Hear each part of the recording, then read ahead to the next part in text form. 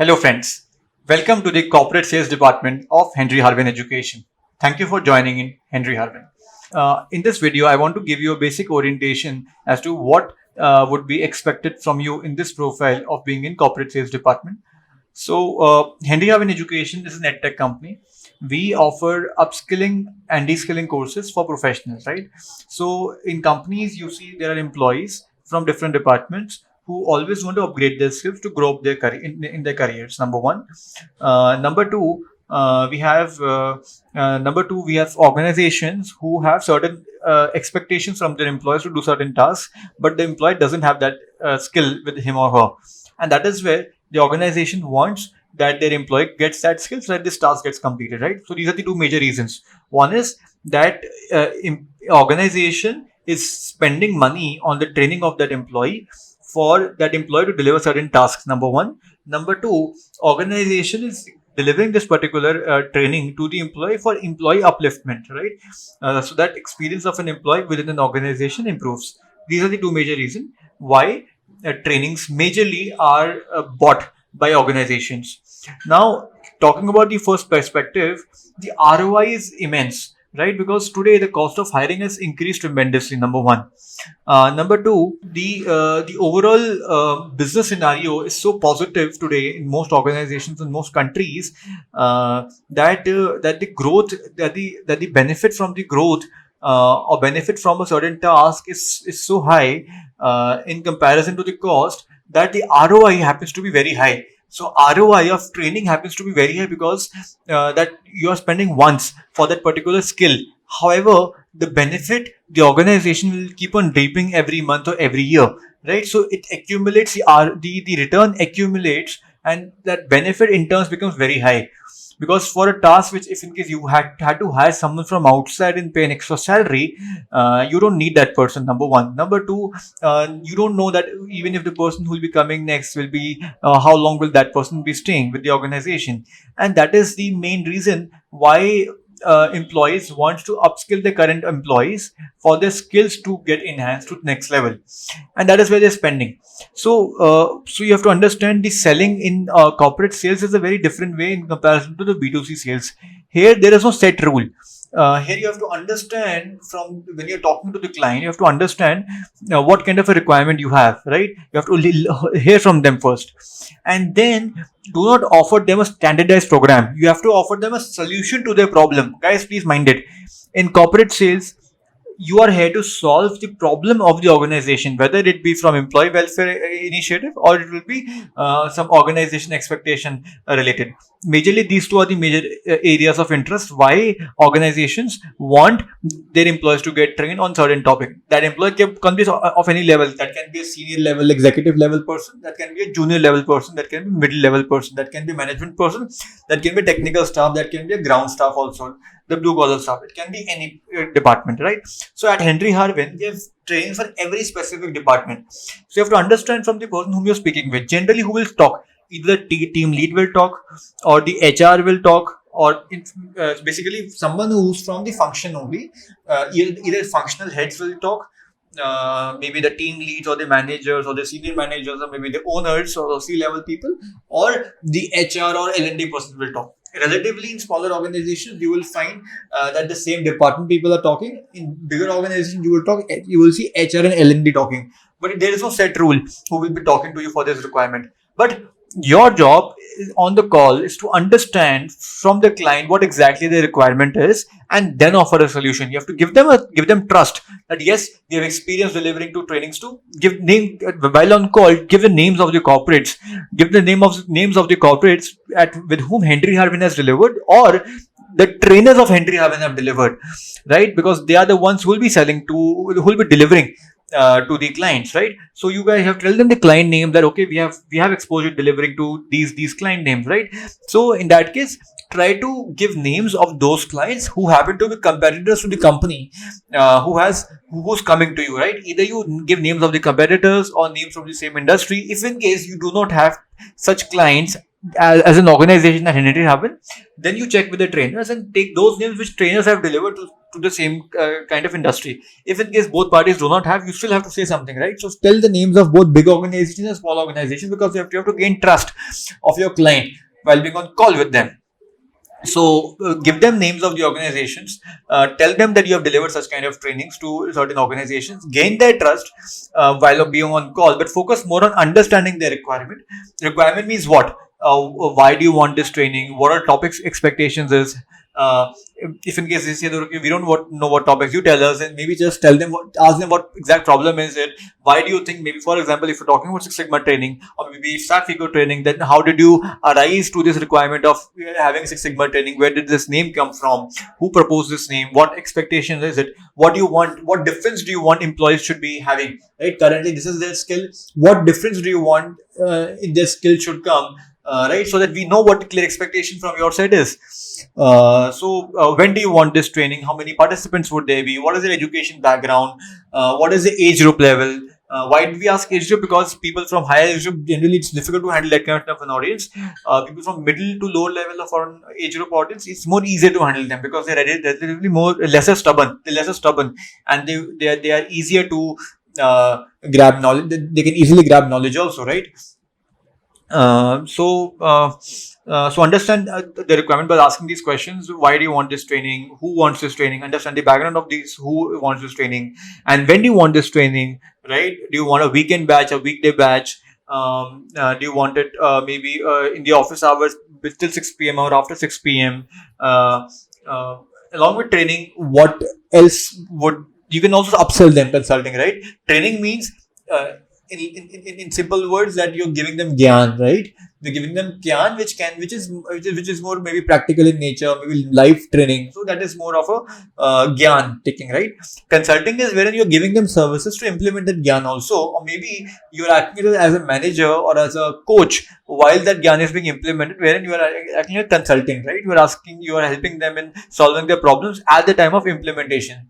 So that is something which is kind of very essential. That along with training, we should also be able to sell consulting, right? So understand their requirement. Ask them that okay, that do you wish to take any consulting services? Do you want us to help you, right? If you ask them consulting services, they don't know the meaning of consulting. You have to define it. That do you want our help of our experts during the implementation after the training? Do you want their help also during the implementation? Ask these kind of questions. So in corporate sales, it's very important to ask the right questions, right? So now there are two kinds of models that exist. One is training. First, training gets over, and then consulting starts, and then consulting gets over. So training and consulting happens separately.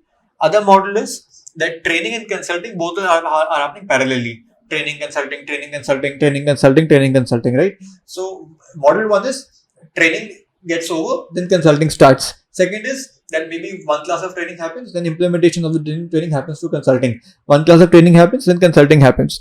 So this is the kind of a model that exists. Two kinds of model that exist that companies generally go for. So your job will be to find new potential clients, maybe by reaching out to the potential HRs, L&Ds. That will be your first part of the role, to identify potential clients, give them a call, pitch them that I can help you with your corporate training requirements. Once that is done, then you have to follow up with them, maybe give them a proposal initially. If they want to meet the trainer, then arrange calls or meeting with the trainer. Then if in case they want a demo from the instructor, or they just want to speak with the instructor on call, then let that call happen, right? Be active on that call. It should not happen that trainer says something which is not going in your interest, right? Trainer should say something which is there in your interest, not something which is out of your interest. Else, what is the point of getting that trainer on call, right? Then after that, maybe that becomes a warm lead. Then maybe if that client confirms that okay, I'm ready to go ahead, try to push that as soon as maybe in the shortest possible time gap, the training should start, the batch should start. Then in terms of payments, there are two options, like they take a PO from bigger organizations, don't accept PO from smaller organizations, or maybe take full advance payment, 100% advance. In our cases, 100% advance kind of a payment function works.